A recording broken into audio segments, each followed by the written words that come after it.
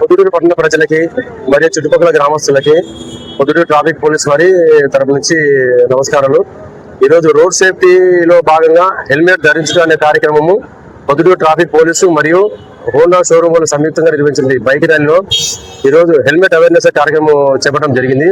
ముఖ్యంగా ద్విచక్ర వాహనదారులు ఎవరైతే రైడింగ్ లో ఉంటారో ప్రతి ఒక్కరు కంపల్సరీగా హెల్మెట్ ధరించండి. మీ విలువైన ప్రాణాలను కాపాడుకోండి.